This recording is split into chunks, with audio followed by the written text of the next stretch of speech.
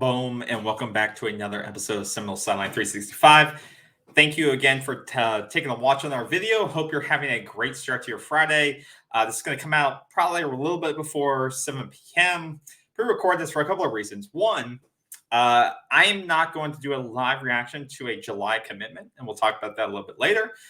Two, I hope you're enjoying your weekend. I'm starting to enjoy mine on Friday, so I hope you watch this. I hope you get a commitment, and let's go right into it. So we're here to discuss Charles Lester III's commitment to the school of his choosing, right? Top 50 player in the state of Florida.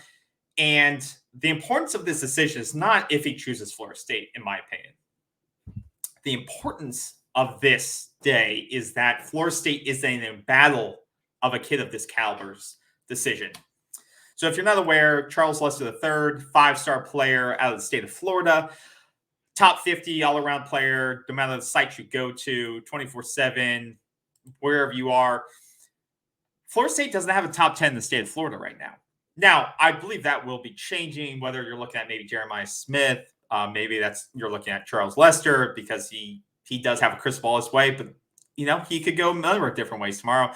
Where it's a kid out of USC, Jason, I'm not going to try to pronounce his name because I don't know I'll butcher it, so I'm going to respect him. Out of Clear Out Academy, they look like you may be able to flip him out of USC potentially.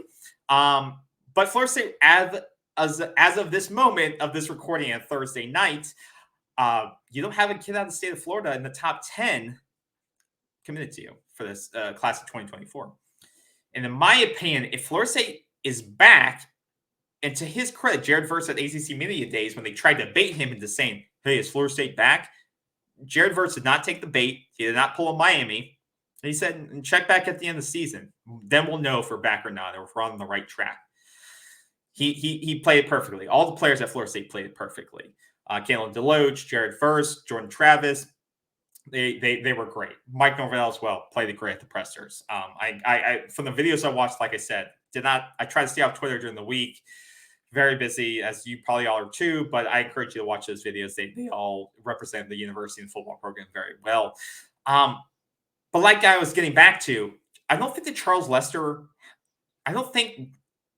winning or losing the commitment battle tomorrow is necessary. I think it's Florida State being in more and more of these battles for the top 10, top 15, top 20 players in the state of Florida is the biggest thing. Because when you were a national champion back in 2013, you were winning more of these battles. You were getting the top playmakers from your state to commit to the Florida State program. That's what Florida State is truly missing in order to become a perennial power again. The Jalen Ramseys, and once again, prayers out to him for his injury today at training camp. He'll be out for 6 to 8 weeks for the Dolphins. Wishing him well and getting back soon. But you're missing him, the Durham Jameses. Florida State does not have players like this on his team. I love Jamie Robinson, but he was not of that caliber on this team. He was a great player, but he was a 6th-round pick or a 5th-round pick. He was limited physically of what he could do to this team. He could make the big play, he could make the big tackle, but he was not a game changer like those players were, right? I think we can all agree on that. Fentrell Cypress, probably a 5th or 6th round pick, unless he takes his game to another level and maybe shows us something we haven't seen before.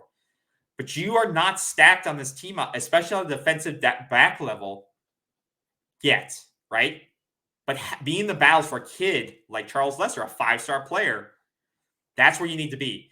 And it's great that we're getting guys from the transfer portal. They're getting the Fentrell Cypress. You're getting the best players in the country to come from not perennial programs like UVA to come and play at your high level. That's great. That's great that we can do that. You're getting you're getting great players that come and want to play for you. That's great. But at a high school level, Florida State has to get better, and this is how you get better. It's getting guys like Charles Lester to come and play for you, right?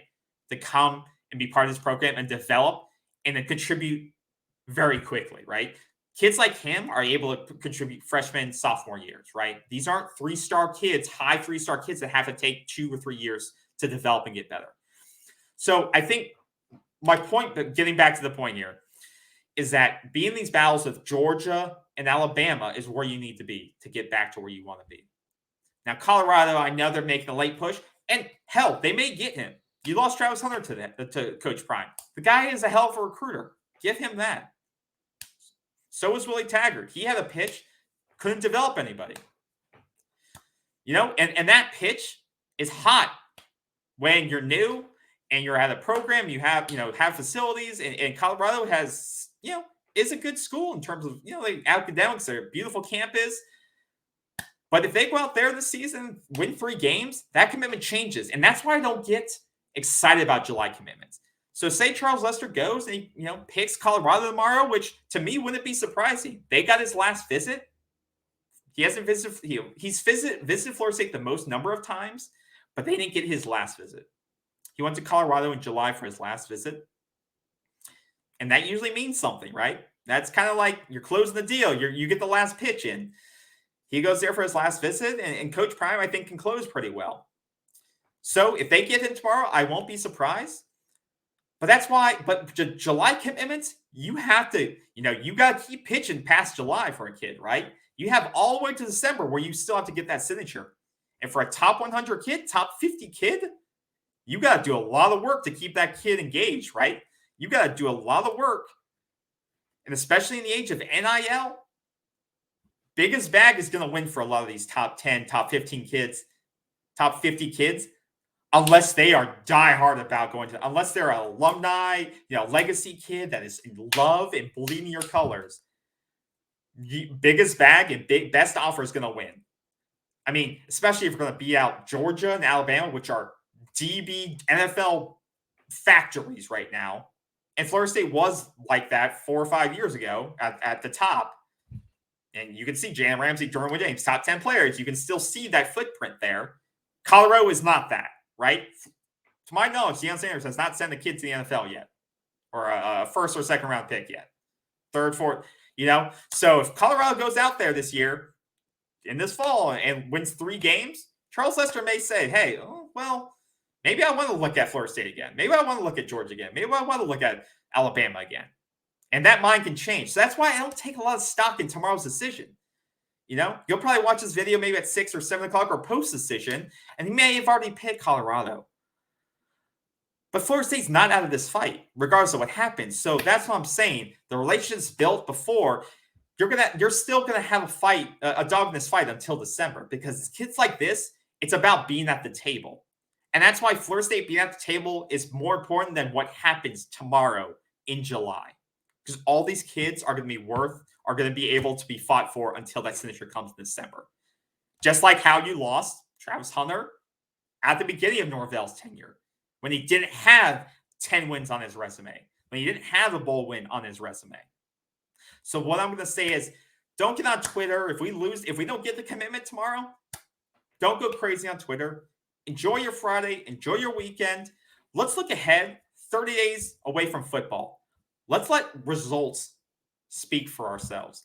Let's get excited about the roster we have, right? I'm excited about this football team. I'm excited how they spoke for themselves and for this program at Media Day. I'm excited that they're excited, right? I'm excited they're not buying into the expectations, right? Their vision seems sound. They're not buying into the hype, right? Because that can defeat you more than, buying into your own hype is the worst thing you can possibly do. And it doesn't seem like that's what they're doing. So I'm not going to I'm not going to go off on Twitter tomorrow based on what happens, whether we get the commitment or not. Because I know that commitment doesn't end tomorrow, or that battle for that recruitment doesn't end tomorrow. And just remember that. So, and I want this kid, he should enjoy the process, right? And some fans will say, oh, screw this kid, or, go enjoy that crappy, whatever. Nobody should attack this kid for whatever decision he makes, because he should enjoy the process. He's earned it. Let him get the best offer he can for whatever school. He's 17, 18 years old. No one should be attacking a kid no matter where he goes. Let's just be very clear about that. So enjoy y'all's weekend. No matter where this kid goes, you're at the table recruiting him. That's what matters. And trusting your staff that no matter what happens, you can still get his signature at the end of the day. Let the results take care of themselves. If this Florida State team wins 10, 11 games, wins the ACC championship, I guarantee they will have a better shot at closing the deal on this kid than Colorado will. Take care of the job, take care of your results on the field, and you will have a chance to close this kid, no matter what happens tomorrow. That's all I have to say. Enjoy the day. Jaylen Ramsey, get better. We're praying for you. And we'll see you all in the next video. Take care of y'all. Like the video. Give us your comments in the comment section below. Take care of y'all. Bye-bye.